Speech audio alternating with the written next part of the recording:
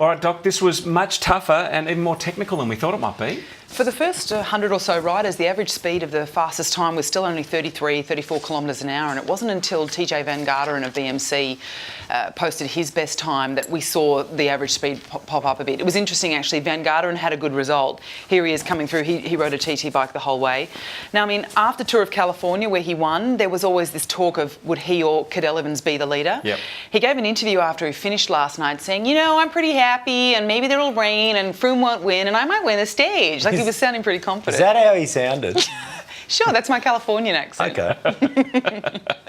What we did see is that Contador chose to ride a road bike for the entire race with some clip-on handlebars and a disc wheel. He looked aggressive and motivated, and in fact, as we saw through the time splits, fastest time at the first time check and then again fastest at the second. A strange time trial. We saw such a mishmash of bikes, didn't we? We saw road bikes, disc wheels, clip-on bars. It was, you know, so many changes on the road. Yeah, I think it was really interesting. That would have been a lot of discussion for mechanics, team leaders and, you know, their staff as to what equipment they would have rode. I think you said earlier, Tony Martin changed bikes twice. So Wow. he rode 3 separate bikes for the 3 separate parts of the course. Didn't work for him. He could have gone slower if he'd been on the one. Great result by Valverde. Now, I mean, he had a really great time, looked strong and fast and probably back to his best.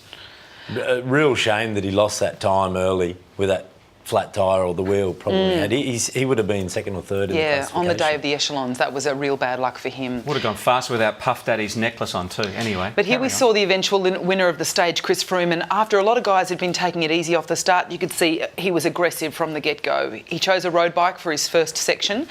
And look, while he was out on the course in this first segment, we see Rodriguez, the Katusha rider, had an absolute crackerjack of a day as well. Tiny little climber. We saw him animated yesterday on the hilly stage. He had an amazing TT. This is probably the best TT him and Valverde have ever done. So it shows their condition coming into the Alps. Like Rodriguez finished 56th in the first TT, lost 3.5 minutes. Extraordinary. He nearly won that stage. And here 10 seconds or so. Yeah, it was a great performance. So then what we saw was, this is the bike change. Froome signalling to the car that this is the point, and they're doing this just before the time check.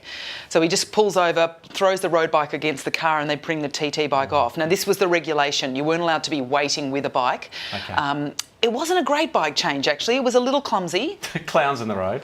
Go, clown, go. Quintana had demonstrated a better bike change a bit earlier. Yeah, a bit of free speed there, pushing him uphill. And didn't get the time check until after that point. So right there at that moment, he was 11 seconds behind Contador. Yep. And at the finish, 9 seconds in front. That's so right. he's ridden 20 seconds into him in 12k 14 downhill. minutes. Yep. So it shows that was a good choice, the TT bike, for sure. Really was a playoff between equipment, between weather, and some riders who were dosing their efforts here. Absolutely, and a really stellar performance from Contador, and he had to sit there to watch Mollema finish and then Froome finish to wait to see if his time was going to be good enough to win the stage.